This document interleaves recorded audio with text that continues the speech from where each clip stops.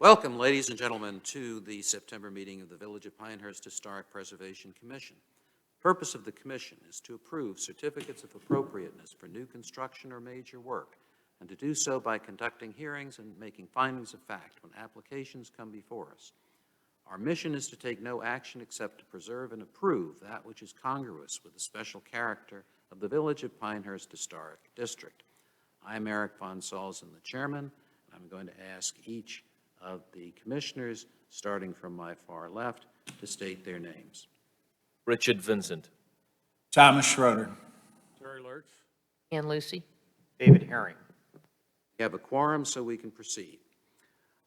This is a quasi-judicial hearing, so anyone desiring to testify must be sworn in, and we are required to consider only facts presented in this hearing. The proceedings are, we trust, video recorded. Our first order of business is to review and approve the minutes of our last meeting. I believe everyone has received a copy of the draft minutes, actually, of our last two meetings, a special meeting on September 10th and a regular meeting on August 27th. Does anyone have any suggested corrections or other comments on either set of minutes? Hearing none. I have a motion to accept the September 10th, 2020 special meeting minutes. So moved. Second. Second. Any comments? All in favor say aye.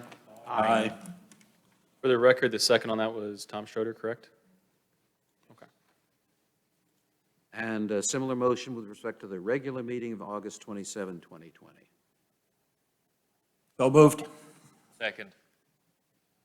Discussion? All in favor say aye. Aye. Opposed? The first on that was Tom, the second was Richard. Very good. We are now ready to open the public hearing. Do I have a motion to that effect? So moved. All in favor say aye. Aye. We have two cases before us on the docket today. I'll ask the commissioners to disclose any site visits or ex parte communications they have had with respect to these two matters, starting with Mr. Vincent. No ex parte communication, visited both the sites. No ex parte communications, visited both sites. Ditto. Ditto, ditto. I visited both sites, no ex parte communication. I only visited 30 Cadell. No communication. Did not visit Kelly Road. Thank you. All right, I'm going to swear in Mr. Hughes. Mr. Hughes, do you affirm that the testimony you shall give to the commission shall be the truth, the whole truth, and nothing but the truth? I do. I will now ask, let's see, are we Which one are we doing first? proceeding with 30 Cadell first? That is correct. So the applicant is Mrs. Nicholas. All right. Sorry, Miss Nicholas. Ms. Nicholas, would you stand and raise your right hand? Ask her to approach the mic so we can get on the record. Sorry? She needs to approach the, Oh.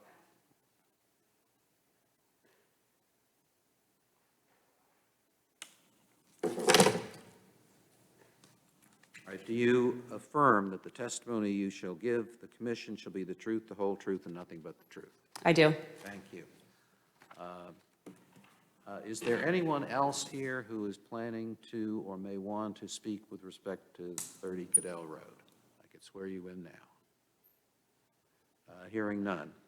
All right, Peter, can you present the application? yes, sir. This public hearing is to consider a request within the Pinehurst Historic District for multiple exterior modifications to a primary structure within the historic district at 30 Cadell Road. This exterior modifications include replacement of multiple windows, replacement of siding material, removal and replacement of existing decking, and painting of the exterior of the structure. The The property can be identified in Moore County Text Registry by Moore County PIN number 855-212-972-275.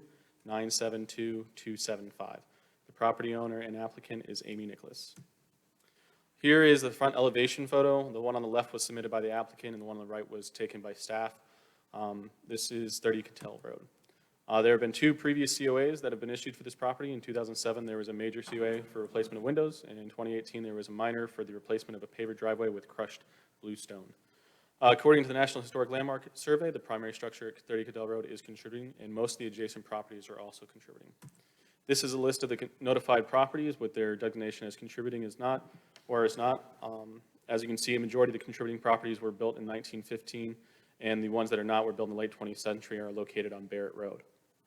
I would like to highlight address 255 Magnolia. This is one of the ones that was contributing at one point but became uncontributing because we allowed so many adverse and incongruous alterations, and that's the purpose of us being here, is to make sure that we maintain the congruity of our district. This is the notification map for 30 Cattell Road. A total of 7 properties were notified in addition to the applicant. The request is before the commission because according to Historic District guidelines, replacement of siding or resurfacing an exterior wall with different material than existing is considered major work. The applicant's full request includes the replacement of existing deteriorating wood siding with a fiber cement product, the painting of the exterior of the structure with a different color. That is consistent with the Village of Pinehurst color palette, replacement of existing decking with comparable material, and replacement of 4 windows with like-for-like material. These are the submitted photos by the applicant along with the deteriorating siding. The photo in the bottom center is the proposed Nietzsche fiber cement product, which will be going on the siding. The proposed siding will remain as that German lap siding throughout the house. The proposed color is that Yarmouth blue that's in your packet. And then the identified windows for you guys that are being proposed to replace, and the applicant has indicated that she'd like to preserve 2 of them if she can, but would like the option to replace them if she cannot. So on the left, we have the 2 rear windows in the dormer that are being replaced with a double hung window to match the ones that are on the front with the same detail on the front here on the right. And then the ones that she'd like to replace, if she can't maintain them, are the ones on the left elevation of the home here in the apex of the roof. A total of 4 windows are being proposed to be replaced. This is the existing stair and rail detail for the proposed decking. As you can see here, it's a typical deck. Most times we won't see decks here, but she included as part of her major COA request, so you guys get the opportunity to voice any opinions on it. Here again, we show the decking along with her proposed material. She's using a treated lumber for the deck flooring and a treated railing as well. And this was the proposed materials that she included: wooden siding, existing material for the siding, going to Nietzsche fiber cement, which is something that we approved previously. Re-elevation, same thing. And then we have the windows, which are aluminum clad windows, staying aluminum clad windows being painted white. And the trim is a Miratech product, which is another engineered wood product we approved previously. And then the deck is matching existing. At this time, staff would like to submit the following to the record: staff report, presentation, application, applicant's material, photo, site plans, and findings of fact. They shall be admitted into the record. Do any of the commissioners at this point have any questions? Mr. Hughes? All right, then. Can I ask a question? Yes, you certainly may. In talking more with my proposed contractor for this very large project, if I wanted to change my application with regard to the front porch, the flooring material, to have a concrete slab instead of wood, what would be the difficulty of doing that? You would just need to state for the record that you'd like to do that. That's all I'd have to do? And Okay. then they get to review that, and they Okay. may say that you don't have enough information for them to approve, but that's something they'll have to Okay. determine. It's just, so I would like to request that I be able to use a concrete slab for the front covered porch, not the side porch, the front covered part. So just for the record, the area between, I guess, the front frame of the door here, Correct. over to the left to the extension of the covered area. That's correct. Or just for clarification, your presented plans would call for a wood surface That- in that area, and you're proposing to change that to, A concrete. do you have any more specifics about what kind of concrete, what color, what? No, but I'm sure I will probably paint it like a light gray or something, but no, I don't have any specifics more about. I've walked through with my contractor in terms of the process for doing that, filling with dirt. There's some lattice work that goes underneath it, then he fills. He showed me where he could box it out. He's going to, I don't know if you can go back to that front picture. The house in the front, the lower foundation of the house, most of it is just a lattice because most of the front of the house from the street is just deck right now. If he's able to do the cement under the covered porch part, he can run the brick foundation consistent with the rest of the house along that area too, just to make it look much more consistent with the other foundation porches. So that's what we were thinking would look the best. Got a question. What- Yeah, so if I understand then, you're not only substituting the surface of the deck for concrete, but I would assume is changing the whole foundation. I heard you mention brick, which I don't see in here is part of what you were doing. Okay, State. so it's not it's like a facing, I guess, he would put on that part of the concrete? It's not like the whole brick?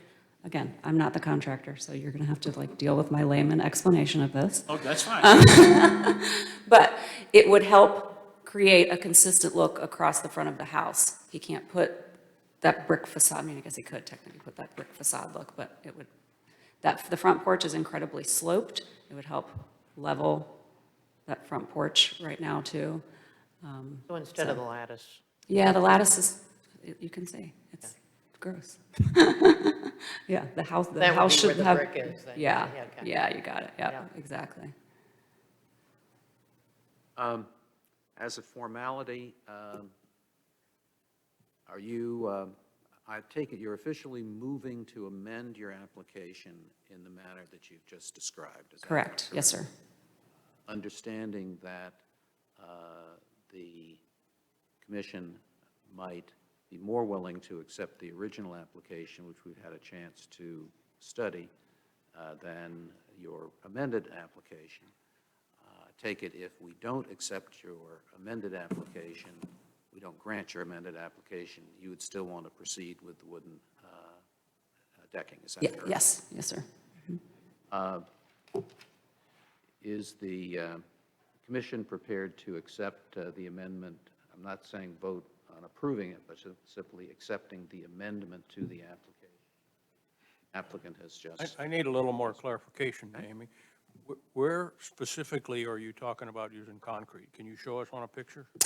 It's the, Exhibit C, I think, is the closest one. the middle picture, the floor of that covered porch area. There's Exhibit C on it, that right there, Yeah. the one on the left. Well, yeah. So, point the arrow, please.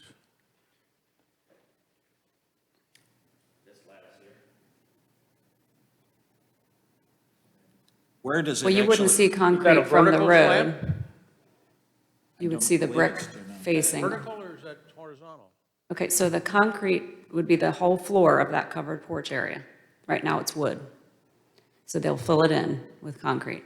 And then from the road, from that portion of the porch where there's currently lattice, there will be a brick facing to match the brick facing of the rest of the foundation of the house. So we wouldn't see the concrete from the... No, sir, no.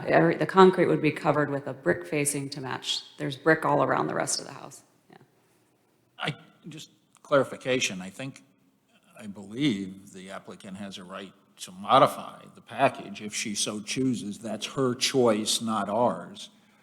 I think given that, I think I just need to see more before I'm willing to go ahead, because I don't see I don't see the effect of it on the house in the pictures we have right now. I mean, it's fairly easy, I think, to understand I'm replacing the planks because they're already existing wooden floor there. But now you're talking about doing away with the planks, adding concrete, and then adding a brick facing where there's now lattice work there as well. So Is the wood currently painted gray? The wood is stained, Stained gray or stained red, red? very faded reddish, Would be my So, I opinion. mean, orangey red. Wrong, though. There is brick facing on other portions of the house that face Yes, the sir. street, right? That's correct. It would be consistent with the look. That's what I'm trying to achieve. Yep. look at the top right photo. The back of the house. has Back of a the house foundation. has. And the I'm not side. sure there's any brick facing on the front. Right there. Yeah. with the It's on the lattice, steps there. Oh, on the Right on the steps, okay. steps. steps. Okay, I don't want that's to just get my into- opinion. Excuse me, Commissioners, let's not get into the merits of whether it's a good idea or not. Right, that's not ours. The applicant wants to change the application in a way that she has described. Right. She has said that if that change in the application is allowed, but if we don't approve the amended application, then she wants the original application to be considered. So the question for the commissioners is, are we prepared to proceed, consider the merits of this application on that basis? Yes. I am. I am? I think, all right, everyone is. So just so we all understand the ground rules, we'll consider your amended application. If, when it comes to our decision, the majority of the commission decides that they don't have enough information, or they don't like concrete, or they don't like bricks, or whatever it is, but they like your original plan, then we'll vote on your original plan. Is that That makes sense. Yep. acceptable to you? And Yes. does that, everybody in the commission The agree that question, that's is how there we're any going to proceed? provision of the standards guidelines, Peter, that, You can have a concrete porch, it can be a brick foundation, everything that she's proposing would be consistent with the guidelines, and as she's explained, she already has existing portions of her house that have a brick foundation, so she'd be harmonious or congruent with herself as well. So it would be compatible with the existing architecture. And there are other structures that have brick foundation throughout the historic district. Thank you, Peter. All right, Ms. Nicholas, would you like to proceed? Beyond Mr. Hughes's presentation? There's nothing other related to the amendment, yeah, go ahead. Questions for the applicant by members of the commission? You're going to make a presentation? That was her presentation, she's ended it That was, yeah, sorry. on what I Peter was so stated. thorough. Nothing else to add. As long as she has the opportunity. Yes, I have several. All right, take it away, Mr. Herring. In the application regarding the wood railing and pickets on the front porch. In Exhibit A, under general information on page 1,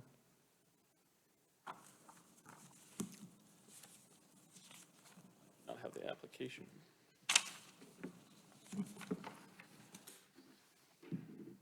Amy, these are mostly just to clarify some inconsistencies in the application. They're not judgments at all. Okay,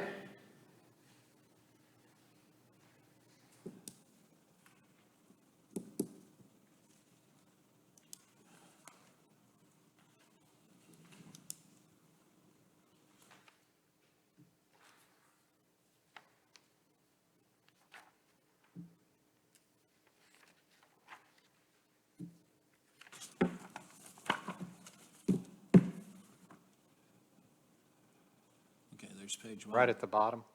Right at the bottom, yes, sir. That paragraph. It says there, PVC handrail and pickets. on the rear decks. Okay, so there'll be two different solutions, one for the rear, one for the front? You got it, replaced with the same materials that are currently there. So the wood, the front porch decks is all wood railing. The rear is all PVC, Okay. yeah. So I'm not changing any of the materials that are already there, yeah. Secondly, in the list in Exhibit A on page 4 of the exhibit, 2, 3, 4. Under front porch, it says wood railing and pickets. And what you're saying is the wood railing and pickets apply to the front porch only, not the rear one. That's correct. Mhm. You show in, also in one of your Exhibit R, so confusing here, Exhibit A.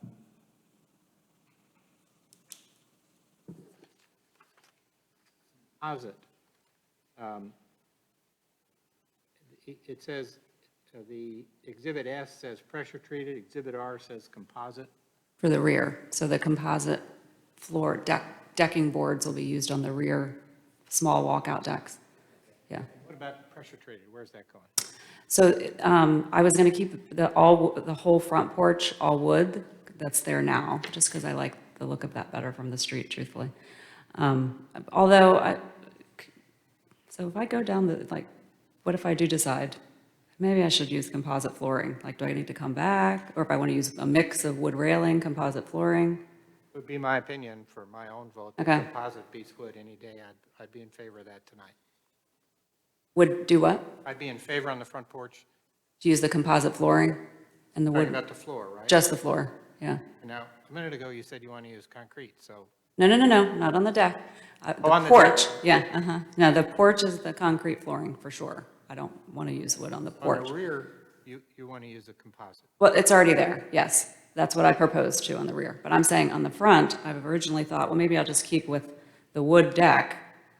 Again, the deck being just the side that won't be under the concrete porch. The uncovered portion of Yeah, the the deck. uncovered of the deck. If I wanted to change, if you approved the composite materials in the back, and I decided I did want to go composite in the front too, I'm a little confused where there's uncovered front porch. you want to go back to there's not an uncovered front porch. To me, a porch is the part that's So under if the you look at roof. the right side, she's talking about the area under the roof here as her front porch. And then And this there's a area to the whole side. uncovered deck. I call that the deck. Deck. The covered part I call the porch. There are 3 outdoor hard surfaces, a front porch, a deck, and a rear something. 2 small rear walkout decks from 2 rear doors. Okay, just to help me. So there's 4, really, Starting with the technically. front porch. Correct. And there's the one on the Concrete. rear. Concrete, Go next to that uncovered deck. deck. Composite? Well, in the application, I have wood, but that's what I'm asking, like, I vote for composite. okay. Okay, and then going around the rear, Around the rear, there's a small walkout deck okay? from my kitchen, composite, all composite. Composite floor, PVC railing. Well, I guess it's, composite railing. Okay, so let's circle back to the front Okay. porch. The railing, what do you want to do?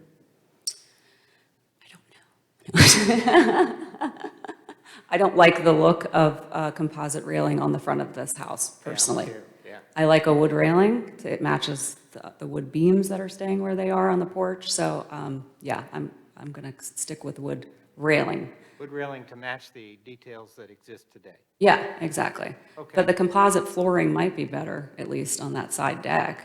But Okay. I mean, if you guys don't Okay. like to mix materials, I'd be fine either way. So far, I'm on board. Okay, so then we go to the side uncovered deck. That would also have wood railing to match the front porch. Correct. Uh-huh. In the back, the railing will be Composite. PVC? Yeah, mm-hmm. the railing, Correct. PVC. Yeah, that's what's there now. Okay, Yeah. I got it. Next, Was that another amendment then? It would be if we're changing the material from Okay. wood to composite. Okay. So Hey, you you would need to should- you consider that should as add- well. ask for what you want. Okay.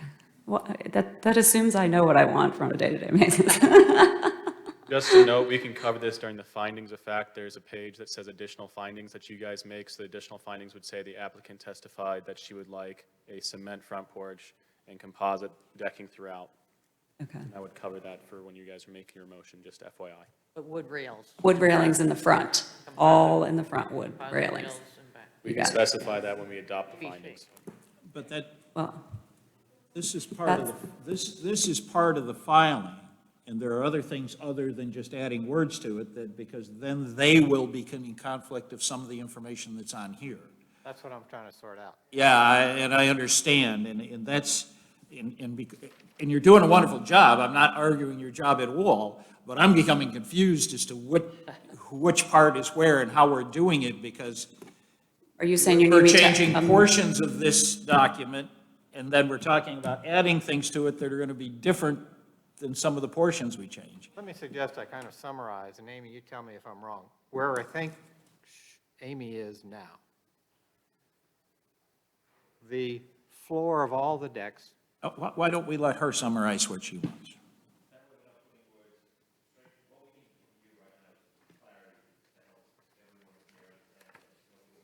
Okay, it seems to be the changes are really just to flooring in the application. So I would like to change the application flooring for the covered porch area to concrete, from wood to concrete. I would like to change the flooring of the front deck, uncovered deck area, side deck, to composite instead of wood. Those are the two changes to the application. Everything else, I'm keeping the wood railings in the front. The back, the two decks off the back have always been composite materials. PVC railings, composite flooring, that's not changing. You're adding brick. One other little change, the Oh, I'm foundation. sorry, the brick, sorry, yeah, the brick facing, excuse me, of the covered porch when it's concreted, yeah. Okay.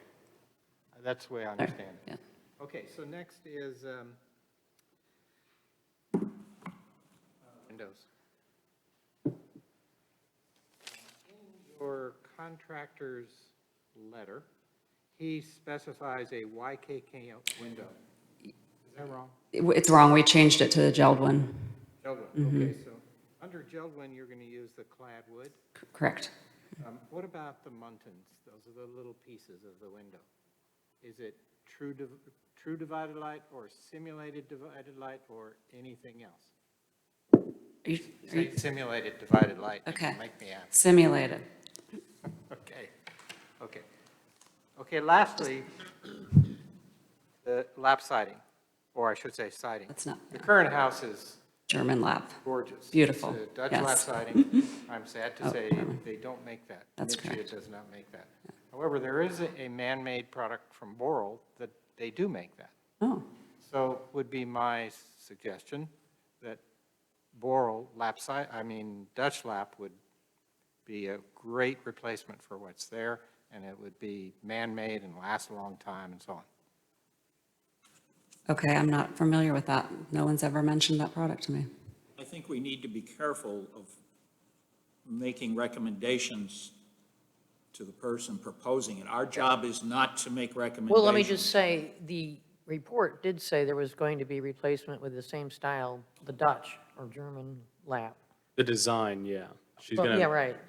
So let me retract. I remove my suggestion, Okay, and I would say I would strongly favor a Dutch lap solution of Okay. your choosing. But isn't that wasn't that proposed in here or no? But it does say like for like, but Well, she it does in says- your report, It Peter. does, the design is like for like, she's matching the existing But she's lap the- siding, but she's using a Nietzsche fiber cement material, which is a different material than the existing wood, and that's why she's here. If she was going back like for like, she wouldn't Oh, I be thought it here. was with a Dutch lap, though, it said. No, Nietzsche doesn't make it Dutch, that's the problem. Oh, Okay. Can I make a suggestion here? We've had we've allowed the applicant to make two significant changes. 3, May find that she wants to make further changes, and she has received very fine advice from a professional member of the commission in that regard. But that's not her change to make at this point. If at a later point she decides she wants to make a change, there are procedures through which she can do that, assuming her certificate of appropriateness has been approved, and Peter can undoubtedly advise her about the procedures to follow. well, then I'd can I just suggest that ask that's how about a we do statement it. on page 12 that says, "The applicant has indicated the intent to match the existing Dutch lap siding design." So she indicated that she'd match the existing design. I was not aware that Nietzsche fiber doesn't Oh. produce a Dutch lapping siding, but it's going to be very similar to what's there. Sad to say, I would say that ordinary lap siding, which Nietzsche does make, for my vote, would not be matching the existing. I think the look of your existing Dutch lap really makes your house, would be a significant difference. So if I vote based on some part of her application, which is inconsistent with another part of the application, how do I do? You'd vote for either, you vote saying it is, or you vote saying it isn't. Right. You don't get to split vote. We're getting into the construction issues again as opposed to aesthetics. And that's what we're supposed to be, is aesthetics, But not yes construction. and no, Now, because my question is which to believe. in the record, it says, so are we going to correct that? We one can way? correct the Okay. record to say that she's changing it to just lap siding. just lap, take out the Dutch, Take out the Dutch, which is fine. okay. And I'd like to reiterate that when we approve congruity, it's about the whole district. So what she's proposing is something that we see throughout the whole district of just lap siding. Well, except to say we're replacing like for like on And we can, we're going to do what Ann said and amend the staff report to reflect that it's not like for like. That was a mistake by staff. But what I'm saying is when we approve anything here, we're looking at, does it pass the congruity test? And what she's proposing would be similar to other structures within the historic district. If you're going to deny something, But on page you got to 6 deny because it's not consistent with the guidelines and deny because it's not consistent with, or not congruous to the district. You'd have to find reasoning within the guidelines to deny something, just if we were to deny something. That's all I'm saying is that we're looking at the congruity and consistency with the guidelines. Pages 6 and 12 then. Right, I see. I'll go ahead and amend that. Thank you. And 9. 9, okay. All right, so I'm going to spend some time finding something in the guidelines. Thank you very much. Thank you.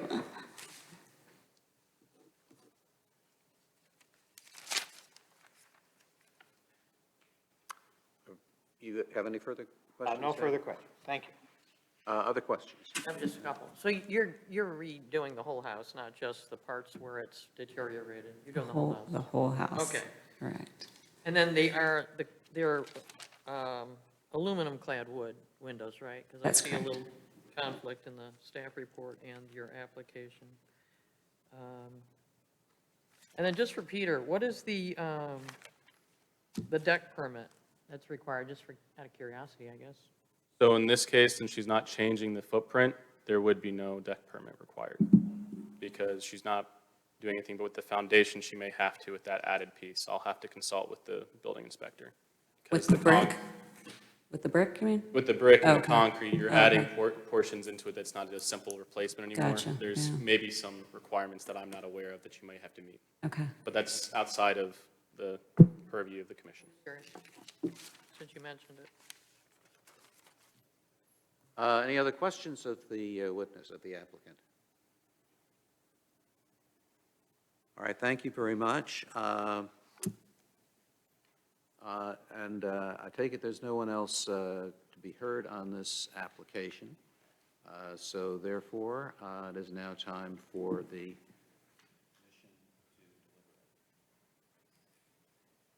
discuss. We don't deliberate until we have a motion. We're going to discuss. Follow-up to the suggestion, I think, to find something in the guidelines which would make it incongruous. In exterior walls and trims on page 19, it says any changes or additions to exterior walls, such as windows, door openings, bays, vents, balconies, or chimneys, must be compatible with the architecture of the structure. And I would propose Dutch lap to ordinary lap would not be compatible with the architecture of the existing structure and would make it congruous accordingly. What's the difference, to a layman, what's the difference between ordinary lap siding and Dutch lap siding? You could look at there's a fairly good picture in the application of the Dutch lap, kind of a close-up one. Yeah, it's like on an end shot. The intricacy of where it This ties is- in and connects. It's a How the interlocking how the system. boards lap. And the Dutch There's a lap good is- one in there, Peter, right? You're talking siding. You can see it right there on the bottom left corner, not over there, of the major pictures. See the ends of those boards? I'm not sure if I'm,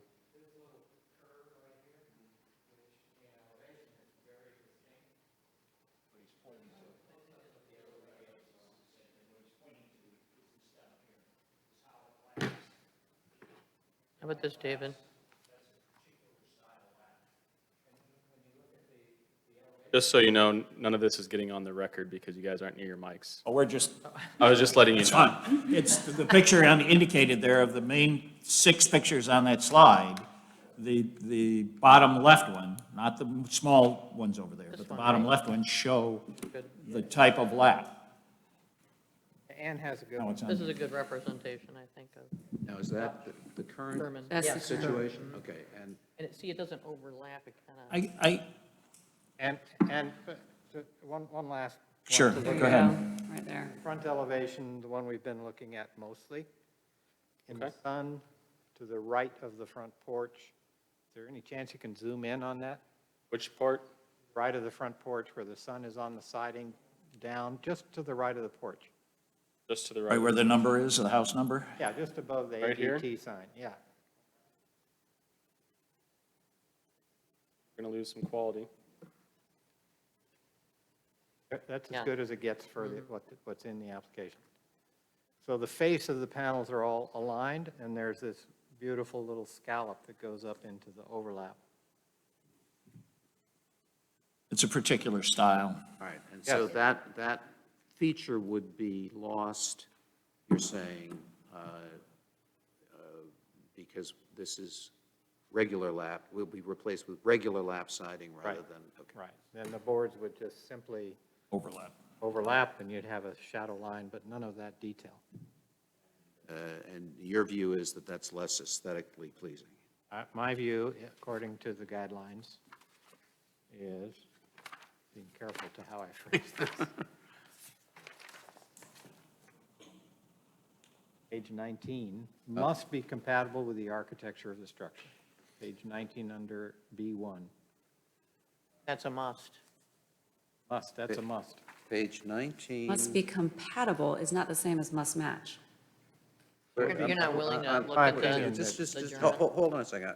Just want to, David, are you referring to page 19 of the guidelines? Yeah, page 19. What number? Exterior walls and trim, number 1, B1.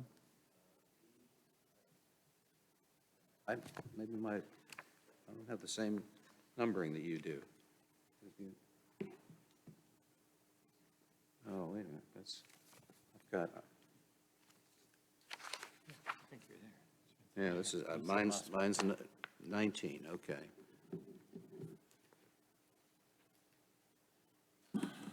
Okay, okay. Have we All right, got- so David, in your view, There it is, right there, on the screen. sorry? Right on the screen, highlighted.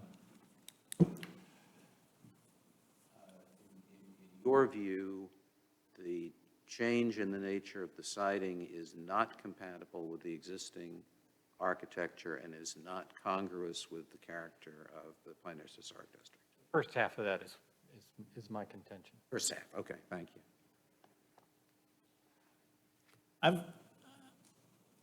We've made a lot of changes to this thing. We haven't. Well, she has, Okay. right. You're right. Thank you for correcting. I'm not me. You're requesting absolutely this correct. change, We by have the way. not made any changes. She has chosen to make changes to it.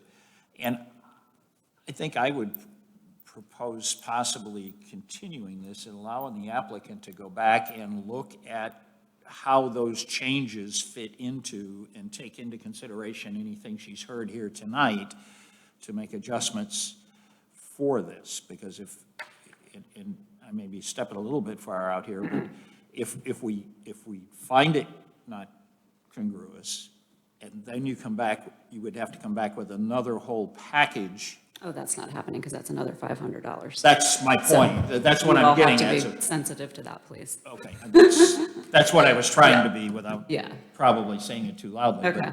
But, Appreciate so if we allow the package to go back and taking what you've heard tonight, along with making the changes that you have proposed physically in the package, so that we have a complete record and a complete style to it, may be something we want to introduce. And this commission has done that before in multiple cases where there have been changes made by the applicant and/or additional information that may be needed. So So- that may be something we can look at. Okay. I don't know if you're able to tell me. My biggest concern about whether this would be a whole flop, if the contingency is that I use the Dutch lap style, would be my budget, obviously. And I doubt it's the same price. But see, that way you would have a chance So- of taking a look at those things. So the other option would be that I don't do any of this work? You'd rather my house look deteriorated? That would be the other option? No? Okay, so if I come back to you and I say, Dutch lap is twice as much the price that I was quoted by my contractor, it's out of my budget? My house is gonna stay as is, falling Dutch apart? lap in the front? No. What about We the do, front? we're not here to provide either legal or architectural advice normally. Just procedurally, you could come in and say what you just said. I'd like to change it to such and such, as Mr. Herring has suggested. However, it's too expensive, and I therefore propose to use the less expensive product. we would then have to decide that whether the application as so amended is congruous with the historic district. And we could decide that either way. And you would not know until we voted what we thought about it. This just gives you an opportunity to go back and look at all of this stuff, the changes that you've made, look at those, how they integrate into the package, because I think there are other spaces in that package where just saying what you've said, and I'm not making any ruling on it, or I don't believe the commission is at all, but would give you an opportunity to relook at the changes that you made tonight, along with anything else that you've heard, and come back with a clarified package. Yeah, I don't need to relook at the other changes I requested, and I can tell you already, I just texted my contractor, absolutely not the same price, has to be milled to match. So he's going to check on with me, but sure, I will. But Work with Peter. I have a feeling it's going to be out of my price range. I'm already tapped with what this is going to cost me. Peter, I have a question. In your remarks, you say that relative to the lap siding, that the applicant intends to match the design of the existing lap siding. Is that erroneous? It is erroneous because I considered lap siding, whether it be Dutch lap siding or lap siding, to be the same. So I would need to amend that to We say, might so consider it. I mean, that's not necessarily an error, but it's a. that was my distinction interpretation we is that hadn't known about until now. lap siding is, honestly, there's minute differences between everything. This, I mean, We would see this a hardy difference- plank is used up and down my street in other homes of this age, so, I mean, that's also why I'm not sure. I have to point out, I have only one vote. You can roll the dice and let us vote. No, I Rolling mean, the dice is the right because answer. rolling the dice and letting you vote, and it sounds like you're not the only one that doesn't like this application, let's be honest, that's been pretty clear. It sounds like it won't get approved, and then in which case I would have to reapply with these changes. So if you're giving me the opportunity to step away for a month, make the needed changes, the ones that I want, as well as investigate the recommendations of the one additional change to the side of the lap, I would obviously want to take that one. Peter, had- could I ask a question? Yes, sir. Is there a mechanism by which we could review her reapplication more quickly than costing her another month? We would have to convene a special meeting. Well, if she said a month, we could come up the next month then. We could, Yeah. at the next hearing, regularly It won't scheduled. take me a month to get this information, though, so if there is an expedited way for you to review, All right, let me I would ask appreciate that. for a motion. I'd like to have a motion that we continue this proceeding and reschedule the hearing as expeditiously as possible after the applicant has considered the issues that we've been discussing. Have a motion to that effect? I'll make one. As to the matter of COA 2020-00123, I make a Tom, motion. when we continue something, we have to announce it, because by continuing it, we've already noticed, and if we don't specify a specific time and place, I have to renotice. Which is fine, and if I can go on with the motion, I think we'll make it that way.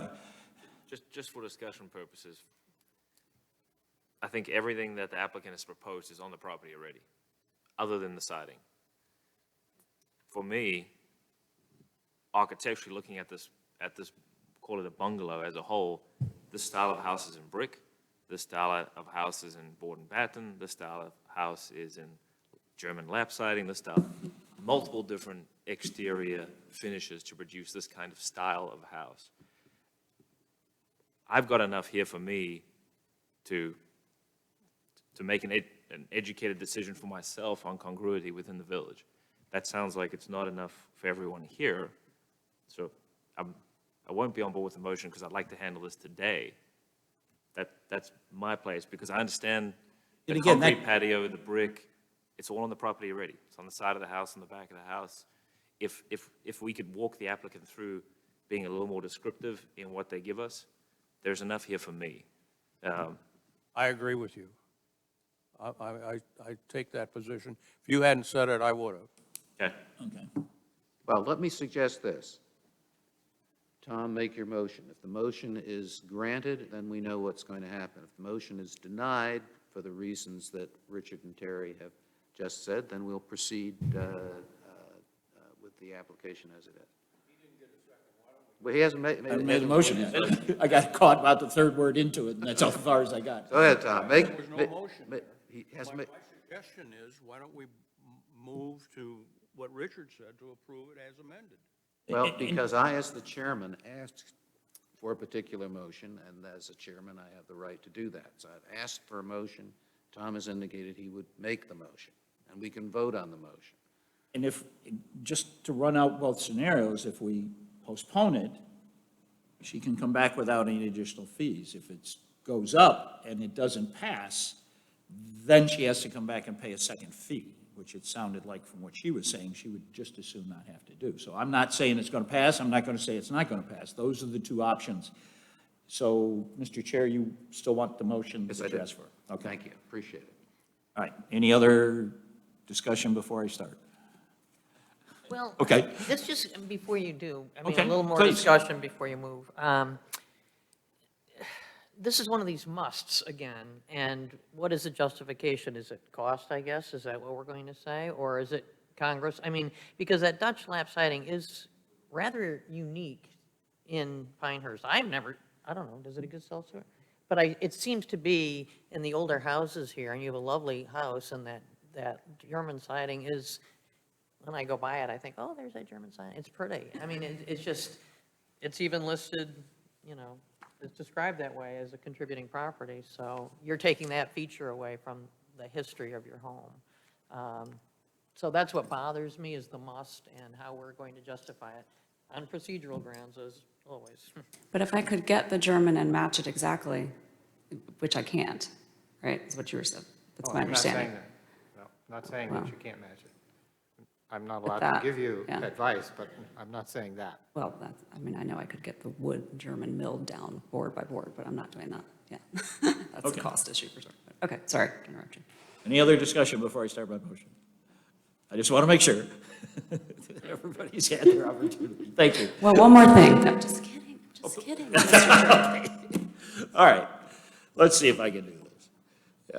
I move that as to the matter of COA 2020-00123, that we adjourn, or what's the word we use? Continue, I think. Continue this proceeding until such time as the applicant has time to make the corrections that she so wishes and to review the issues that have been brought up that may have impact upon her decisions, and that it be replaced on the calendar at the earliest possible time, taking into consideration the fact that we do have to repost and we do have to re-notify and do the other things as well. So it may, if you get it, it may be up to a month, I would think, to be able to do that.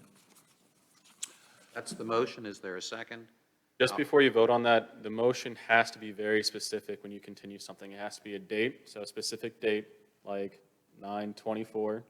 When's our time next meeting? At 4 PM. The next meeting would be October 22nd, I believe. Okay, then I'm going to modify my motion on my own. But that would alleviate her ability to come sooner is my issue. So it's going back to his, if we're comfortable with postponing it a month, that's fine. I just Time want to of make the sure that essence. her request for an expedited process would not be able to be achieved once we make the motion. My motion was that at the earliest possible time, and if that is 1 month, okay, I'll modify the motion. No. So I'm going to restate the motion. I'll retract what I've said, I'm going to restate the motion. As to the matter of COA 2020-00123, I move that we continue this matter until October 22nd, October 22nd, 4 PM, Village 2020, Assembly Hall. at 4 PM in this very location. Is there a second? I'll second it. Let's, any further discussion? All in, Make it 2 weeks from now. We don't know could, that but you'll I be have to ready. make sure that I We can don't know schedule that the you'll be meeting, and I ready don't know 2 if I weeks from can. Not with postings and stuff, it's unlikely. Is it possible to, a few days from now, we have a chance to check everybody's calendar. It's not just that, it's also the meeting room. For So- notice. So there's more at play than just saying, let's meet now. I have to make sure that this is available. Right now, Oh, we have some understand. internal issues with this yeah. room and other rooms because of what our organization's doing for Baldridge. So I- there's I not a guess- lot of availability this month. What I'm about to say would be that, should you run all those hurdles and discover there's an earlier date available, is it possible to do that? The motion is on the table, we're and I having- called a question on the motion. The motion has been made and seconded. Question has been called. All in favor of the motion, say aye. Aye. Aye. Is that, For the record, can we do a roll call for Kelly's benefit? I think so. Apologies. all right, all in favor? We'll do a roll call. Richard? No. Tom? Yes. Eric, yes. And yes. Yes. Matter has been Continued continued. until October 22nd at October 4 PM in 22nd. Assembly Hall. A preferred manufacturer for that material you've recommended? Am I allowed to say it? You are not, Why don't we take a short recess? Do you need to use the restroom, sir? Let's take a 5-minute recess, and if you and Who talks the to who? An architect. applicant would like to. just so we're clear, that would be ex parte communication. Correct, it would. But I can go walk back there and reiterate what the material was stated on the record. That way you have that information. And I can also follow up with an email so you have the specific information for later use. Thank you. Would that be helpful? That would be very helpful. You're Thank you. Regard this as an ex parte communication, because the communication's already been made on the record. This is trying to clarify these technicalities. Okay, so 5 minutes? Yes, 5 minutes. Thank you. Thank you. Turn off your mic.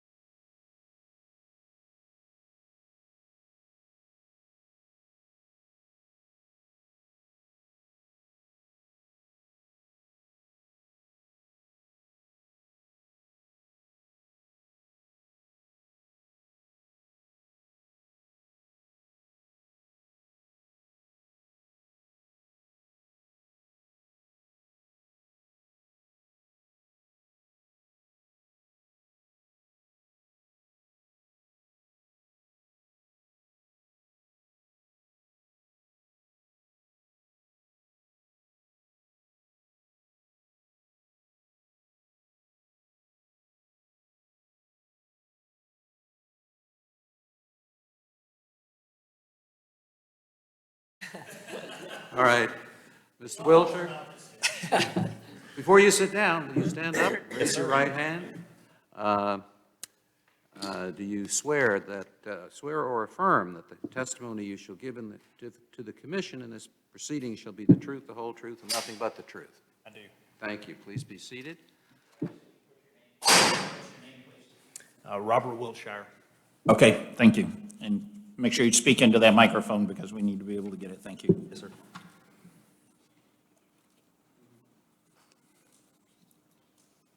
All right, Peter, can you present the application? Yes, sir. This public hearing is to consider a request within the Pinehurst Historic District for the demolition of a primary structure within the Historic District at 125 Kelly Road. The property can be identified in Moore County Tax Registry by Moore County PIN number 856-205-089-506. The property owner and applicant is Robert Wiltshire. This was a photo taken by staff for the February 2020 meeting. Mr. Wiltshire entered it into the record for use today. One major COA and 0 minor COAs have been granted for 125 Kelly Road. As previously stated in February of 2020, a major COA was granted for multiple exterior modifications, which included the addition to the rear and front of the structure, the removal of front porch, and the resurfacing of the stucco siding. According to the National Historic Landmark Survey, the primary structure at 125 Kelly is non-contributing, and none of the adjacent properties are contributing. This is a list of the properties that were notified. As you can see, none of the notified properties are contributing structures, and most of them were built after 1950. This is a notification map of the properties notified. In total, there were 6 properties notified. In addition to that, there was the applicant themselves that was notified. This request is before the commission because the demolition of a historic structure greater than 120 square feet is considered major work. And according to our PDO, an application for certificate of appropriateness authorizing the demolition, removal, or destruction or building structure or site within the historic district may not be denied. The only thing that the commission may do is delay the demolition. This was the site plan submitted at the last February 2020, and Mr. Wiltshire included again into the record for this submission. As you can see, the structure was a non-contributing structure located close to the property line and set far into the interior of the lot. Here's a zoomed-in version of that so we can see with clarity. It was 4 feet off the side property line, and it was approximately 15,000 square foot lot. Once again, this is the front elevation photo of 125 Kelly, and here it is zoomed in. Later on, we're going to be talking about a crack that you can kind of see currently in the exterior of the home here. This is a crack that has become a structural issue for Mr. Wiltshire. This is the left elevation of the home. This is the rear elevation of the home. Both photos were from the 2020 February meeting. This was the existing elevation submitted for that meeting for the record, part of the historical documentation for this case. This is the existing floor plan, which is also included for the historical documentation of this case. And then Mr. Wiltshire provided additional material, which he'll present on later, but I'll cover briefly about the structural issues. Here we see that the 81-inch head height from floor to ceiling is a structural issue, and then once again we see these cracked wall that was shown on the previous one when the porch was still attached. Here we're talking about the centers being an issue. You need to be a minimum of 7 feet, and the headers at the size that they have to be would not permit that. Here again, we see more interior cracking of the wall, which is creating structural issues. And here we see that the floor has been taken out by the construction, and in his process of taking that out, he discovered that there was no concrete footing. The mortar was between the block but not in the cells, and the foundation trench was blocked, causing additional structural issues to the structure. This is the material that was submitted, our material list submitted at the last meeting. This includes a historical record of what was existing so that we know for the record. At this time, staff would like to submit the following into the record: staff report, presentation, application, applicant's material, photo, site plans, and findings of fact. Thank you, Peter. Do any of the members of the commission have any questions for Mr. Hughes? If not, Mr. Wiltshire, thank you for being here. As I think you know, we have a very narrow role to play in approving your request for demolition. It's a sad story, but we cannot deny you a request for demolition. We can delay it if there's a reason for us to do so. And so if you have any reasons to suggest that we allow you to proceed as expeditiously as you can, that would probably be a good way to address the issue. Yes, sir. I appreciate your time, and thank y'all for letting me come back and see you for a second time. It's been interesting since we got started, so you guys approved us for improvements in February. We got started, COVID shut everything down, so it's been a long time coming getting to this point. Once we got everything out, executing the plan that we had approved prior, pretty much every contractor and city inspector we talked to said it was going to be nearly impossible to safely get this structure up to code without having any concrete footers, with the 2x6s being on 24-inch centers. It's a 14-foot span as well, so there's pretty significant sagging floor issue. Once we got that addressed, we realized that it pretty much made the entire second floor unusable due to not having enough headspace, so it'd be like a 6-foot ceiling. It also was not going to meet code to be able to get it re-insulated, and that was going to take me down to about 5 feet of usable space. So like a kid's playroom area, maybe.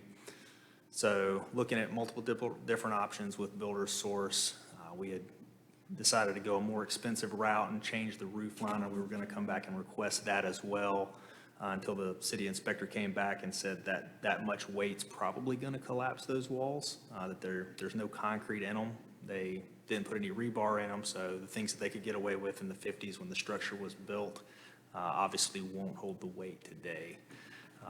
So after a lot of gnashing of teeth and talking to multiple contractors and engineers about how we could salvage the structure and keep the existing footprint because it's been there so long, I think the best course of action that everybody came up with that Peter would allow me to even consider doing without running afoul of this commission is to probably remove the structure. And I think we're probably just going to end up selling the lot to a builder or someone who wants to live in the area. We decided to homeschool the kids, so it's kind of a wasted school spot for somebody that actually wants to live next to the school. So for us, it just doesn't play out very well as far as, you know, the time, money equation to be in that area. So it is a sad story. And I take it you want to proceed as quickly as possible to do the demolition. Yes, sir. Our regulations direct that an applicant in this kind of case shall submit to the village staff a record of the primary structure that describes any distinctive architectural features of the structure, important landscape features, and any archaeological significance of the site. Have you provided that information to the village staff? Yes, sir. Thank you. Questions from the commission?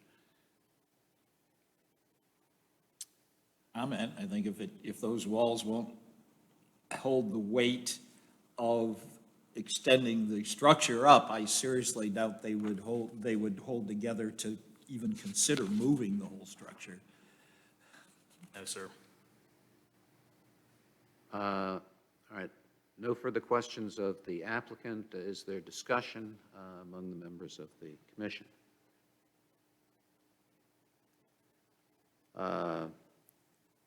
In that case, someone like to make a motion? I can do that. Harry? And the testimony given. Terry, your mic is off. Your mic is off. Thank you, sir. Start over?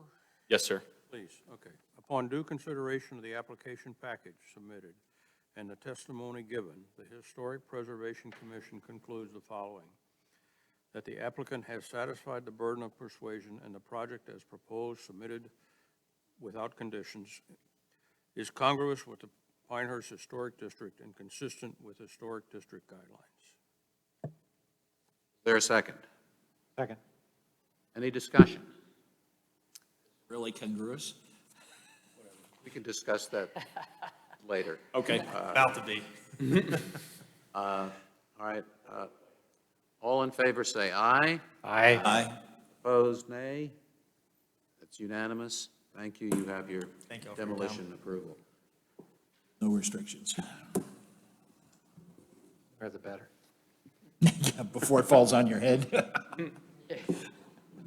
All right. That concludes our caseload for today. Would someone make a motion to close the public hearing? So move. We need to go over the staff approvals real quick, if you guys have any questions. Sorry.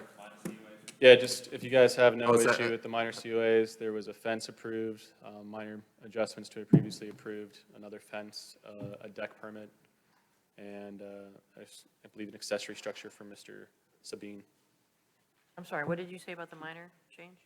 We just need to go over them for the record. Oh. Just so that way, if you guys have any questions, I can answer. Oh, them. yeah. So what was the minor change? The minor change, which one? 41 Shaw? Garage doors. Garage doors? Yeah. The garage doors were proposed not to have windows, and they ended up having windows, so that was a minor approval by staff. All right, Now we make now a a motion motion. to close the Now you public can close it, hearing. yeah. So moved. All in favor, say aye. Aye. The next meeting date will be October 22nd. 22nd, is it?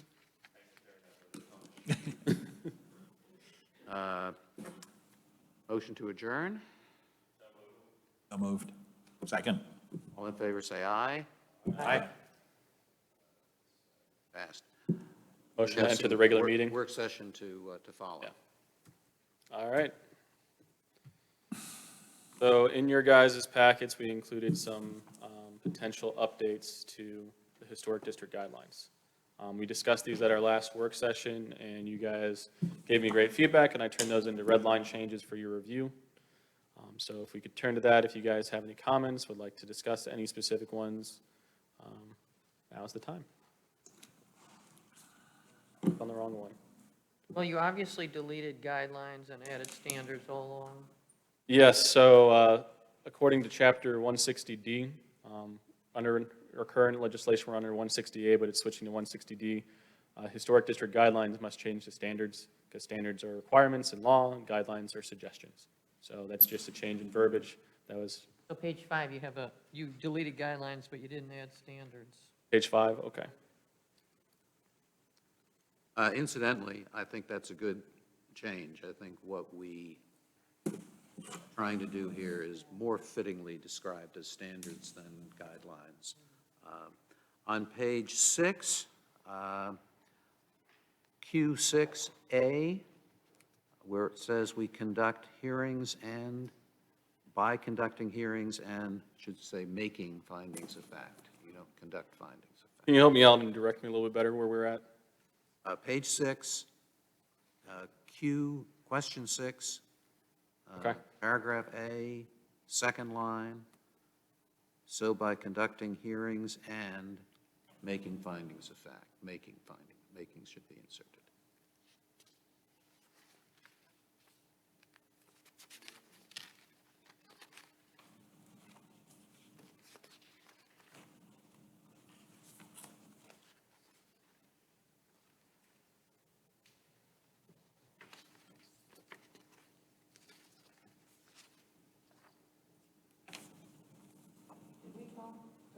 Fence and the height change? We did. It was in reference to 605 Linden Road, where a gentleman had to come in for a 6-foot height approval, and so that was kind of spurred on. But it wasn't by that. visible from the road, right? It wasn't visible from the road, correct. But so now you're changing the standard, right? So this one would be entirely in the rear, I believe, Oh, it is? for solid wood fencing, and then 6 foot for the sides as well. The staff reason for that is we believe that disjointed looking fences create an issue. Not only that, but there's plenty of 6-foot fences already existing in the historic district. So if someone came in and took photos and showed there's 23 properties with 6-foot fences, Well, so then why was it 4?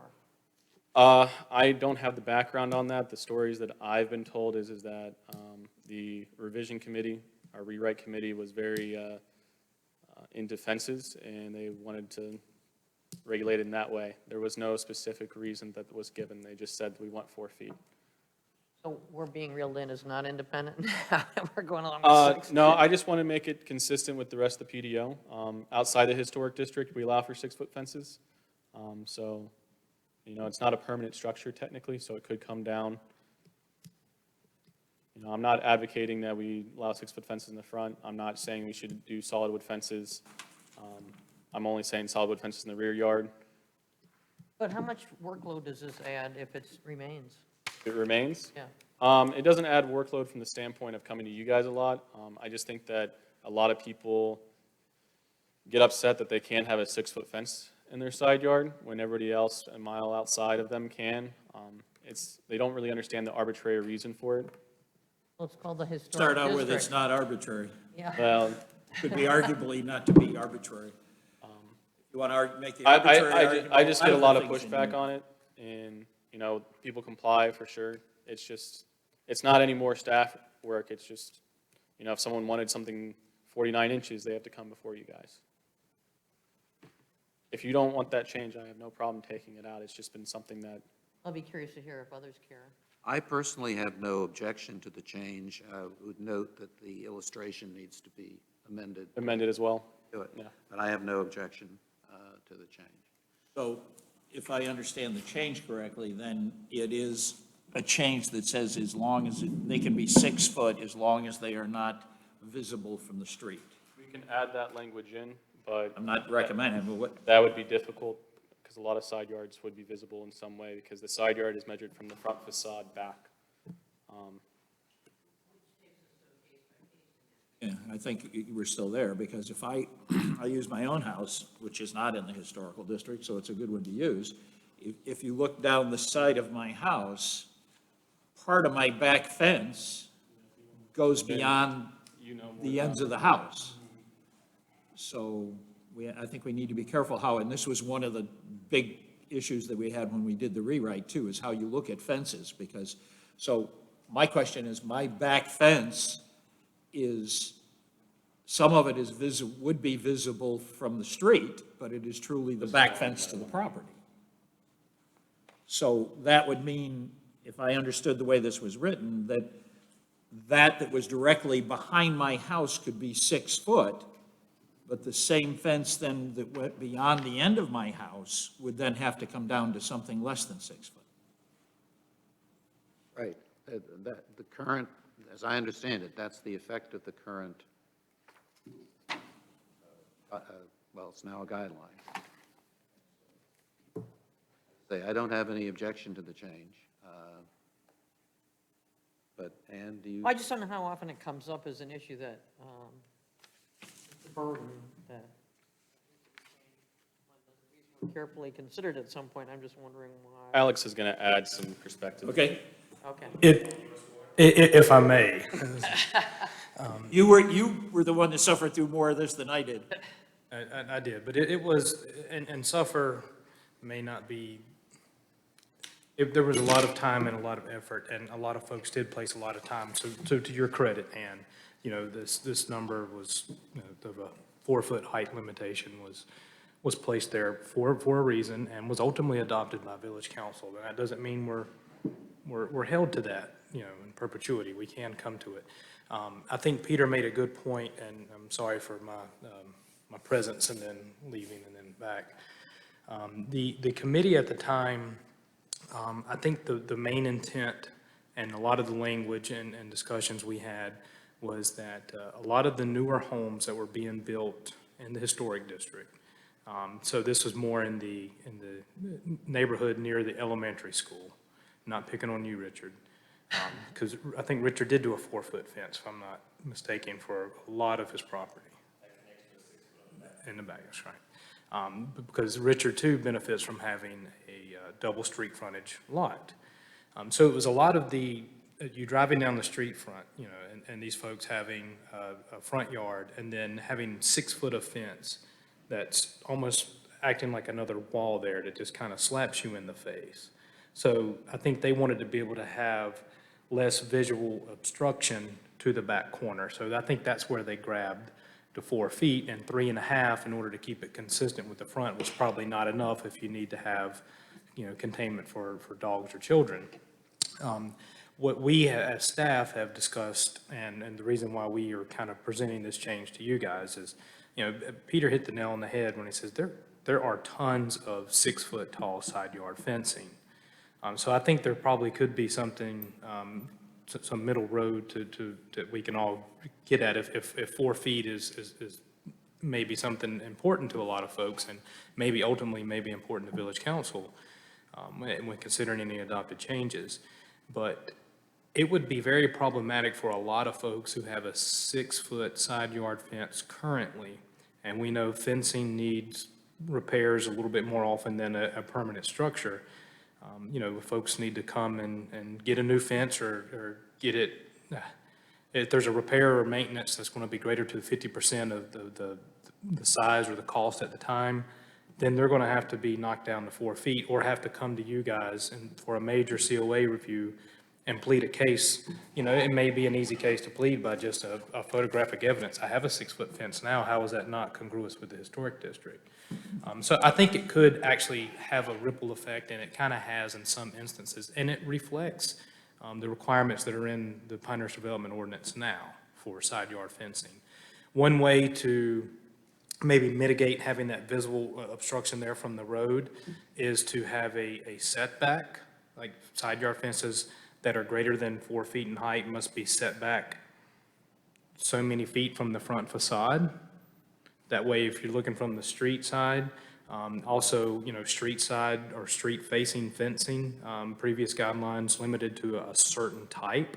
So, like, I understand that solid wood fencing are not allowed or not permitted by these guidelines. I know there's another red line or addition there you'll see for, I think for commercial.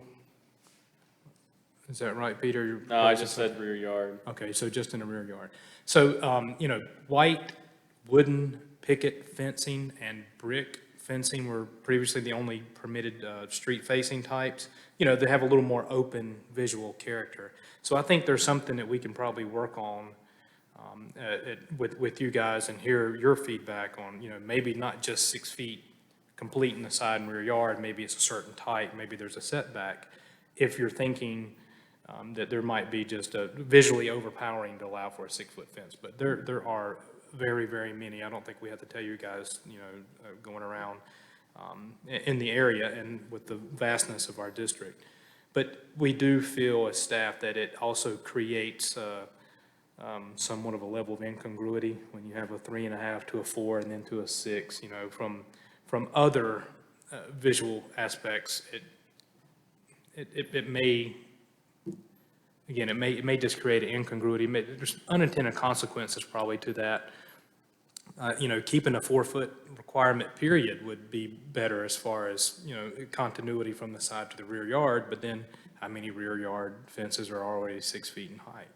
So again, that's kind of the reason in the background and why we've kind of worked together, and I didn't want Peter to have to fall on that sword by himself in presenting that proposed change. So we're open to hearing what you guys think as far as that requirement is. What would be like a setback requirement that you would? Could be two things. It could be distance setback, or it could be like half the distance of the side of the house. I mean, you can come at it for a couple of approaches. And coming at something, an objective standard would be great, since fencing is in large a staff level approval. You know, there's, most fencing doesn't rise to the level of a major work. You know, you're either going to be talking, or you as a commission are probably going to be reviewing either A, a type, or B, the location or height. So to Tom's point, I think previously, and it's probably not enough, maybe if you're really worried about us, again, the solid wood fencing isn't allowed. So you consider what are your allowable fence types on the residential properties. The previous setback was a foot.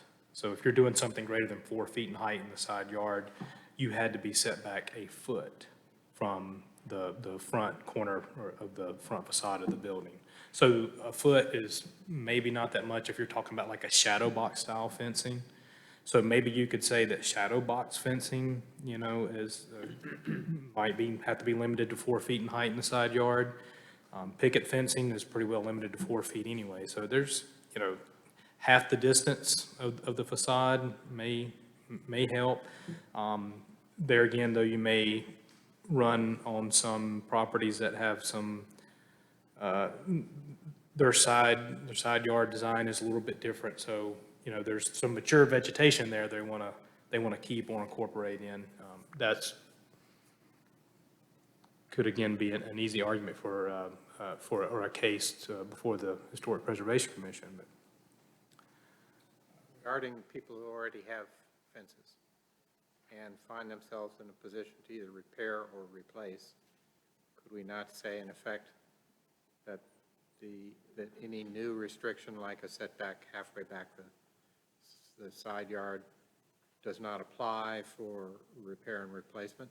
There's probably the opportunity to place some language in there that replacement of existing side yard fencing greater than 4 feet in height can be replaced as long as the height is not, Same as existing? yes, as long as the type and the height don't change. There's a potential possibility for crafting some language like that. I think that's something that Peter and I or other staff can easily say, hey, you've got a shadow box fence now, you can have another 6-foot shadow box fence as it's needed to be replaced. One thing to carefully consider too is the language that we just looked at with the solid wood fencing. There's a lot of solid wood fencing in the historic district as well. And that the change with the guidelines you're operating under now was a knee-jerk reaction to a recent change in the Pinehurst Development Ordinance that started allowing for solid wood fencing again, when previously the development ordinance didn't allow for it. So the historic guidelines didn't have to speak to it. But I can tell you, once that PDO was changed, and in the meantime, before the standards and guidelines is what they referred to at the time in the historic district were updated to this, staff and myself issued permits in the historic district for solid wood fencing, and a lot of it was replacement of solid wood fencing, a complete replacement, because it had gotten in disrepair. You'll see a lot of them there along the back of alleyways. So I think a plausible change is to allow it in the rear yard only, and therefore you're still able to protect, having a 4-foot or a 6-foot tall solid wood fence in the side yard. And you got to consider some of the homes and the layouts in the historic district because of the curvilinear streets. Not everything has a clear front, side, and rear. So it's a challenge. It's almost a case by case, and I hate to say that, but it's almost, you have to look at it. I mean, because you take some of the house, and what I'm thinking of right now is, that's being modified, sits right on a corner, and the other corner is an alleyway. Now, do you consider the alleyway a street? Is it on the front or is it on the back? I mean, they interpret, and this is one of the big things that we had a lot of discussion about, because every time somebody thought they had the wording nailed down to what they wanted, somebody would come along and say, well, this, such as the question that I asked, if you do it from street facing, then if it's done beyond my house, I can see it, so I then have to have 6 foot directly behind my house and down to 4 foot afterwards, if I were in the do it. So it becomes, it's not a clear, and they spent hours and days probably trying to pin down some wording that would, basically, I think as Alex had said, was the idea was to keep the fence in the front because it was historic, so you could see the house. That's the purpose of having the historic house. You didn't want a 6-foot fence up there because basically then you couldn't see the house if you're walking by, or probably even more so driving by. So they wanted the fences from the observation perspective to be lower. But wording that is a huge challenge because of all of the different arrangements to that, because every time we'd find what we thought was the right wording, somebody come up and say, well, here's another situation that wording doesn't apply to. Tom, following up on what you've just said, I understand why we want to keep the front yard fences low. Why do we care about the side yard fence? What's the public policy issue? Well, I think if you think about it, if you bring the side yard all the way up to basically the sidewalk, or the front, I guess they can't go in front of the PDO, they can't go in front of the front facade, right? Correct. It would stop there at that corner. Stop at that point. The next house may set farther back in, so you'd be sheltering some of that view from as well. So again, it becomes a really. Also, Eric, that from an architectural standpoint, it's not a two-dimensional structure. We perceive these houses as we're driving and walking by them in 3 dimensions. As you approach, you see a side and a front. Right. houses have brick on the front and plastic on the side. Yeah. Volume of the house understandable. So if we cover up that corner by bringing the tall fence forward to the front corner, we lose that. So that would be a rationale for continuing the existing rule. Yeah, I find Can that. you put up the existing rule again? Just so we can all look at it the same. Is that big enough, everybody? So we're talking about 11A, right? There we go. The front yard fence must not be taller than 3.5 feet in height. Side yard fences must not be taller than 6 feet in height, and rear yard fences must not be taller than 6 feet in height. So you kind of got to reword, I think, the statement.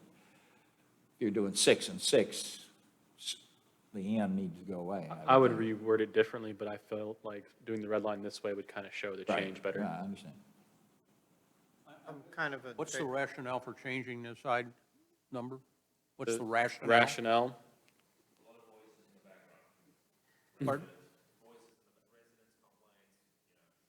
I have residents who are taking that 50% rule to heart, and they're doing 40% replacements. Like Tom said, you can keep it all the way to the sidewalk. Well, Can't come below, the PDO won't let you come forward to the front facade. so the defined front yard is your furthest protrusion forward, and the side yard is between the furthest protrusion forward and the rear of the structure. So this area right here where my cursor is, that's the side yard. This is the side yard. Everything up here where the driveway is considered the front yard. And in most times, when you're talking about the design of most of and the layout of most of the homes in the historic district, the span of the side yard, of course, not every one of them are as cookie cutter and perfect as the diagram there in front of us. So you're talking about, you may have a span of a requirement of a 4-foot fence for 30 feet. Because the way we define front yard and rear yard is by the furthest protrusion that is shown on that diagram of the front facade, and then the furthest protrusion of the rear yard by the rear facade, so then everything else is inherently side yard. And there are protections in the PDO for side street setbacks, so if you're a corner lot, you're not putting a 6-foot fence all the way to the edge of the right-of-way. You'll have to have a 10-foot setback there. And if your rear yard abuts a defined front yard, you're going to be capped at 4 feet anyway. So there's other protections. We're not just throwing something saying, hey, everyone in the historic district needs to have a 6-foot side yard fence too. There's other limitations that you guys don't have to check, that planning staff get to check. 10 foot would 10 foot of a side yard, 6-foot side yard fence setback be enough? Maybe, to David's point, and there's a section in there that talks about a non-conforming fence to the historic guidelines. Do we basically give a blanket exception for those who are currently existing and say, if you're going to replace, you can replace in its entirety, even if it doesn't meet the current guidelines, because you've been inherently congruent since the enaction of the historic district in 2006, so you can kind of keep that. Now, the new property owner that moves in and builds a new house after they've got approval to demolish one or finds another infill lot, they're not afforded that same. So that becomes difficult. Then why am I impacted differently? Just because, well, there's the congruity, or they can make that case before you. But that follows the same thing in any zoning.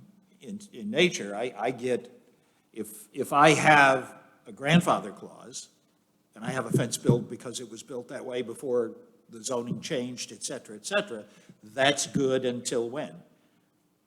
In perpetuity? I mean, that's good as long as the land is there? Usually. It should be valid for as long as the fence exists. As soon as somebody And tears as it soon as you, down,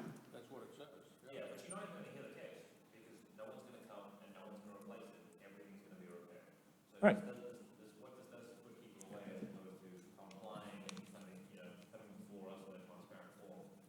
And I'm sorry, but if they take the avenue that Peter mentioned and what Richard's discussing now, we don't even require a permit.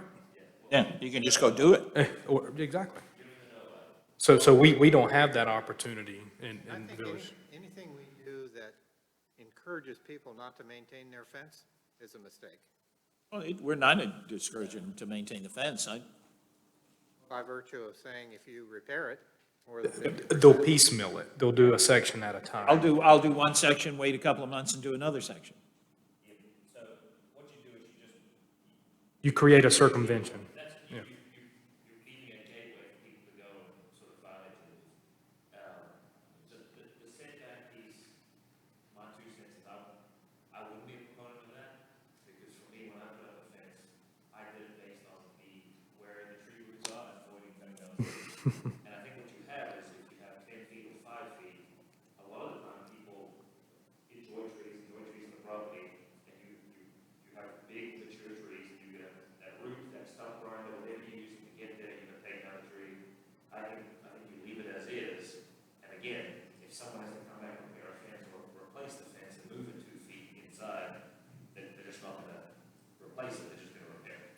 You're not gonna see, so I think it's another way to deter them from coming forward. I have no issue with the 6, so I think the only lots that really affect you are where you would visually see it, and it would be aesthetically pleasing, would be really corner lots. And the PD already protects against that. Well, not just corner lot, though, because I think as David was saying, some houses, I'm thinking of mine. I mean, I'm, ahead of the house beside me, and if, their side yard could come up pretty far, or vice versa, right? So, So there's protection against that Huh? too. There's always going to be exceptions to it. There's well, pro- that's what I'm saying. I mean, it isn't cookie cutter, that's so. It never PDO has been. protects against that though. Pinehurst. When you abut another person's front yard, you're limited to 4 feet anyways. Right? So this is just allowing people to have a 6-foot fence when they can. There's other protections that would still limit the fence height. So when you abut someone else's land, you can't do this. If you abut someone's defined front Front yard. yard. So like if you're sitting in your front porch in your neighbor's rear yard. That's a PDO? Yes. Well, could that be put into could we modify this? the It's same way? probably not necessary, but you could. Well, just so that when people are looking at the historic, because they may not be looking at the whole PDO, right? Oh, yeah, They Oh, I know have you to. do, I know you do, but yeah. so an applicant here is But just, the only caution I would do, and would recommend if you do start taking PDO information, and we discussed this quite a bit during the other, if you start taking information out of the PDO and you put it into ours, then they go back and change the PDO. There's no real mechanism to change ours. So you're kind of stuck. but that's a good thing as far as I'm concerned then. It may or may not be. Well, in this case, it is. And what this commission can do, because the avenue and the process to change this document versus change the PDO are vastly different. Is as long as it's in the PDO now, we're covered. Right. You've got to check that box before anyone can consider getting a COA by staff or by the commission.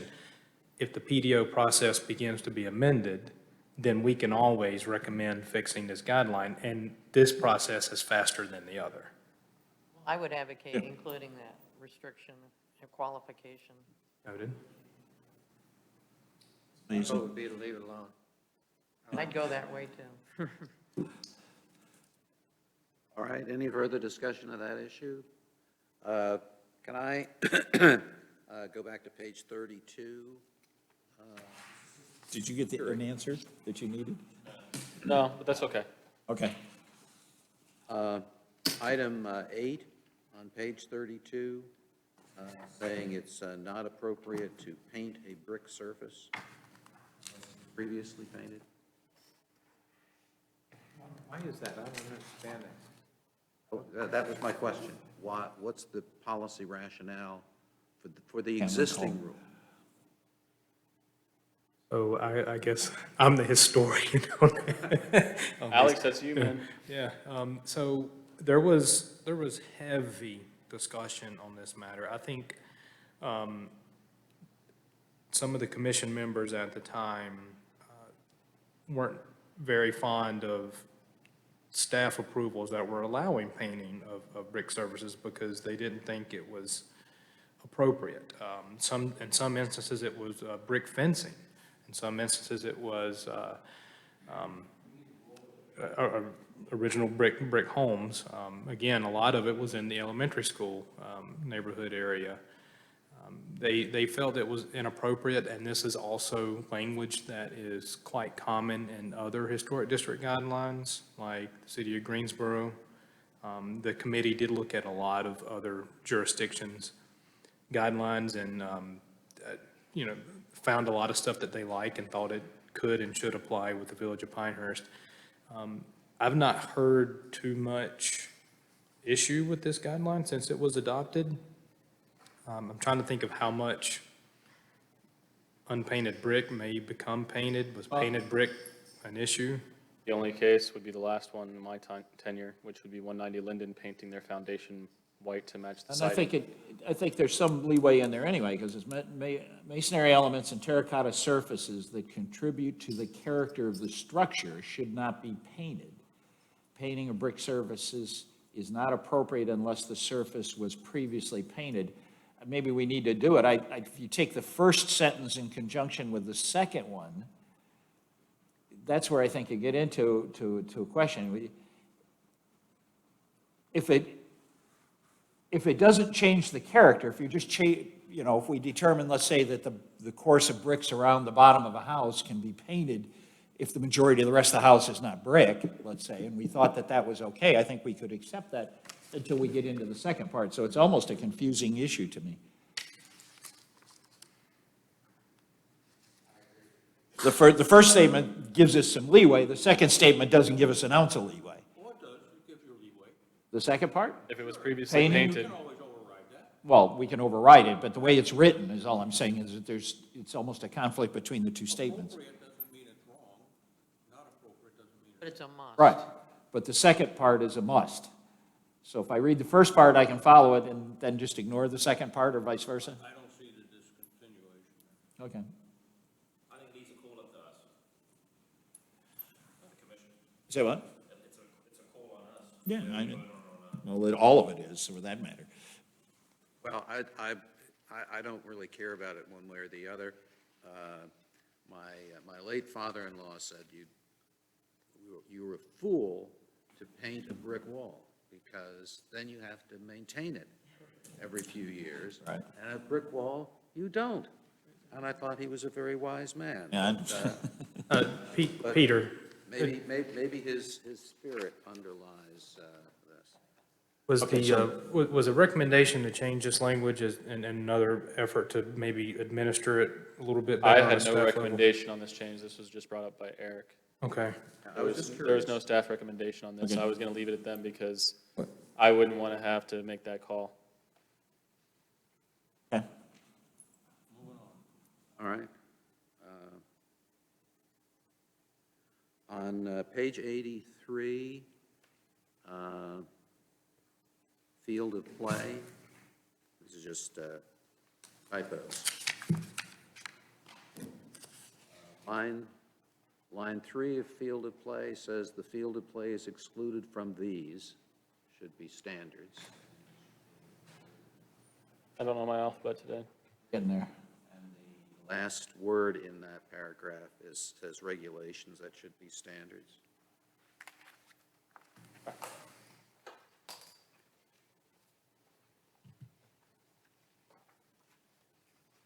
That's all I had. Page 12. It's more of a question than anything. Replacement materials match or are comparable to. Comparable to. What's Well, I get, So if they had wood siding, they wanted to go to hardy board that emulated the wood siding that's there. I guess I'm saying any material is comparable to another. Therefore, there is, you could, that's I mean, there's got to be important. something We need legal. to check the definition of comparable. It means like. Well, it means both things. I mean, that's the problem. It's ambiguous. And it's even pronounced differently. comparable and comparable are, Yeah, if I are had pronounced used, it that used way, differently. I'd get it. We could be creating a loophole here. Some wordsmithing to, And I think staff can figure something I out. like the pronunciation comparable, but obviously, I read it the other way, so. I think if we can look at something like width, depth, dimension, profile, something like that, if we can place that in there. So if it's a wood lap siding to a hardy siding, so long as the depth, the dimension, the width, the profile looks, isn't changing. yeah. Yes. If they're going from wood shake siding to hardy shakes, I mean, we keep using that as an example, but that's something you guys have been seeing a lot of, that can easily be a staff level review, and we can administer that. So I think Peter and I can work together. I think we've probably got something we can go for. wordsmith that a little bit. Next item on page 13. But while we're on that siding one, how does that get into the style then that we were just discussing? Something like German siding and such. Well, I took that one comparable material. The whole reason why I was in there is because you guys have expressed that you want to get out of the material business, because a lot of our requests that have come before us are changing, wood siding to hardy plank, and every time that we've heard a case that's literally just doing an exterior siding change in material, we've replaced it. Right. And if we're, approving things at that rate because you're okay with it, then if that's an acceptable material, then it can be a staff approval if they're not changing the design. Other standards says something about style, right? Same style, So, I believe. in my opinion, it'd be like if they went from lap siding to shake siding. At that point, it would have to come before you. If it went from, Different style. yeah, so, I'm just trying to get the building materials out, so that way when someone comes I and know, say, but, so what about, so let's say there's a house with the German siding, and you put up hardy German siding, or whatever, the concrete fiber. Yeah, That would then be minor. that would then be minor. Okay, but what if then you're going not German? But just lap siding, then it would come before you. Perfect. So you're going to work on that? Yeah. I'm just trying to get things like that to Right, where yeah, if no. we're approving it every single time it comes before you, does it need The to be word coming? style is used in another standard. Would you like me to change it to design or, think about I it, think take a look style- at it. We need to be able to get out, I agree, we need to be able to get out of the materials business. But it needs to look the same. I don't care what it's made of, as long as it looks the same. Is there a couple more, Peter, with that comparable, comparable issue? there is one more, there's one below it that's a replacement of roofing material that is not compatible or I guess I put the not with that, not in there, it should be, is compatible. Or is not compatible, yeah, that's correct. Meaning that if they were going from an asphalt shingle to an architectural asphalt shingle, they don't have to come before you. I was looking, for example, on 13, it's got the same issue. Not compatible or comparable is the comparable part. Comparable would be, Same thing we just talked about on yeah, the previous. that should just be taken out.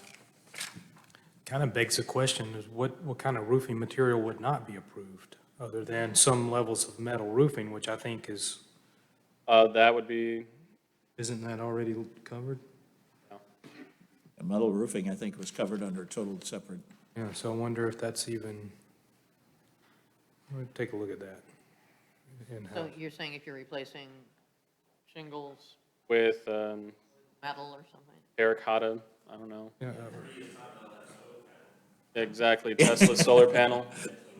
Well, while we're on that subject, not address, I still have a few more here, but Okay. there is another one that I had question about. There's a restriction for standing seam metal roofs There is, on the height and width of the seam. I believe it's a 1/4 inch. I understand the reason for that. Unfortunately, it's just shy of making a whole variety of other manufactured products Available. available. And so I think it's the height is the big issue. I wasn't here for that. My guess is to make sure that it doesn't look like a metal shack, making sure Yeah. that it it's would keep appropriate. it from, Stretched like a half inch higher. All of a sudden, you have this huge variety available, price-wise and otherwise. So if somebody's So how much higher would it have, because I don't think quarter inch was ever a, No, I think it's, An inch. I think it's an inch high. Okay. Which eliminates almost every standing seam manufactured roof there is, except for some really low-priced ones. okay. The world is wide open. That's, I didn't want to talk about that. okay, we won't talk about that then. Okay, on page 23, this is one that got me early on. I think the change is, for C is excellent. I'm all in favor of that. I would say half the width, half the window opening is equally important. So it does not look like curb feelers on a Cadillac. I would agree.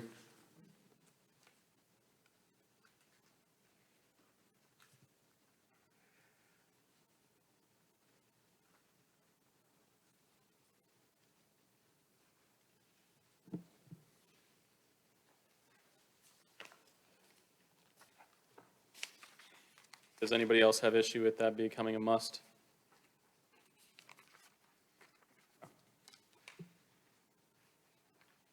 Yeah, I mean, it's not, it hasn't got to be down to the 16th of an inch, but that gives us plenty of leeway in there, so.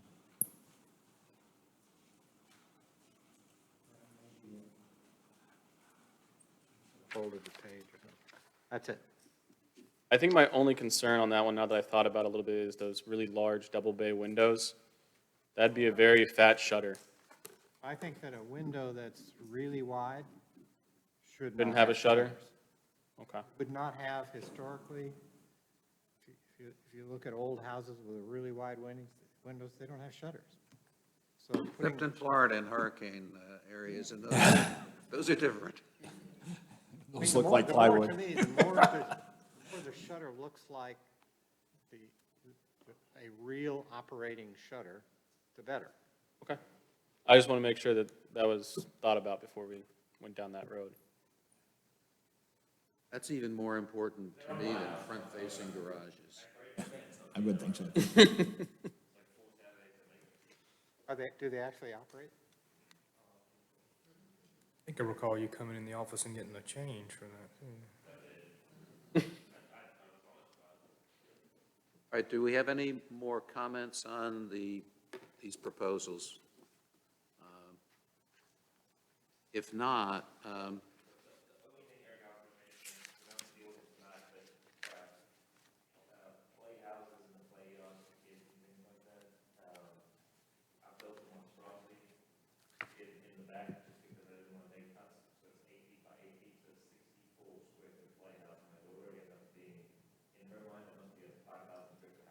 I didn't realize how big it was gonna be when I was building it, but I did look up, that was almost beauty of everything, it really is not custom. And, to the extent that it should be, and the lady who came for us to build the pool, you remember her, she came back the second. 125 Kelly, or not Kelly, Barrett, 25 Barrett.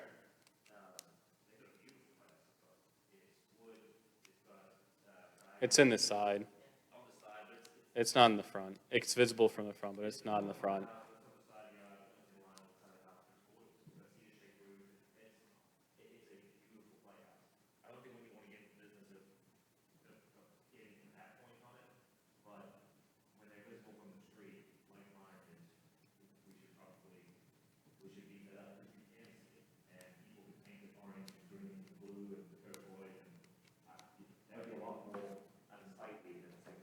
So that's not an accessory building? It doesn't- It's not dealt with in accessory structures the way it should be. But that sounds more like a PDO issue. But you could regulate it in the historic district. I'm yeah, getting a but I no. No development permit is required for the PDO. For a playhouse. But if I want to put a shed back there, it is? Then that's kind And of, don't- that's kind of, And don't ask us how we have to determine which one is where, which? where it crosses that threshold. This one has a swing set and a slide and then an upper Well, I think, house. Well, I understand what you're saying, but. okay, in addition to what we've just been discussing, which I think has been very useful, it's been helpful to Peter and Darren. Alex? Alex. Alex. Alex, I'm sorry, I beg your pardon. I forgot where I was. Oh, yes. There are other issues that don't directly go to the guidelines or the standards, but are important issues that the commission ought to think about. Ann and I have been talking about some, and various of us have talked informally amongst ourselves about them. I think it'd be a good idea to schedule a work session where we could have some of these policy discussions.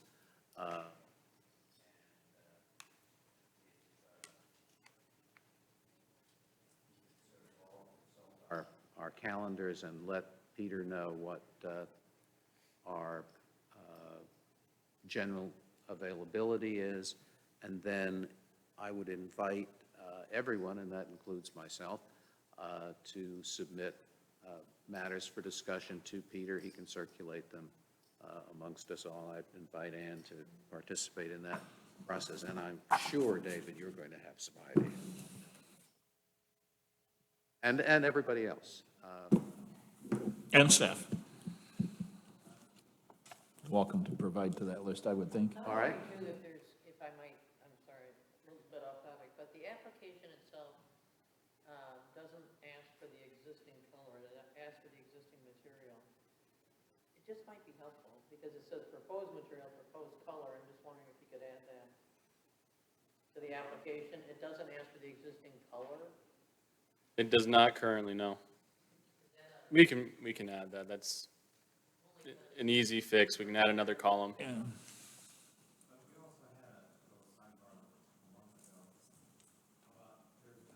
Guidelines that requires anything in particular in the way of drawings. Correct. That's correct. And you would be ideally qualified, make some suggestions for how we could deal with that in a practical way. I mean, we're obviously not going to require construction drawings at this stage, but we might be able to specify what degree of dimensions are required and things of that nature that you could suggest to us. Yeah, and I think when we look into that, and not to get too far into the weeds on this one, but there's a difference between changing one window style on a drawing versus a new construction drawing. Right. On a new construction or a major modification, I would like, and this goes to staff, I would like to see some reasonably full-size drawings, because these little ones that we're getting in the 8.5 by 11, even if you use the whole page, are extremely hard for us old geezers to, read and understand it to there. Maybe some of the younger ones can have a little better chance at it, but you just, Yeah, yeah, I mean, I agree with that. Also, though, we need to have Peter's input, because when he does his inspection, how much detail is he in a position to go into in order to determine whether they've actually built what they applied for? And I don't think he's going to be up there with a micrometer no, and I'm not windows. saying that. So, I'm just saying that I need bigger things when I do the whole complex thing. these are all subjects that now we've all had experience dealing with these cases. We know the kinds of issues that we have to deal with, and let's put the brain power to work. That's all, my suggestion. So please let Peter know as soon as you reasonably can what your ideas are.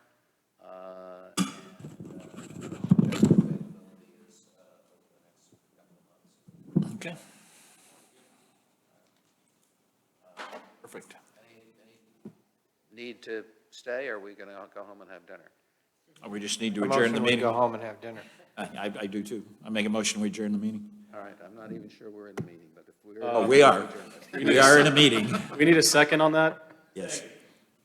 All in favor, say aye. Aye. Thank you, guys. You can't say we're not in a meeting. Aye. Well,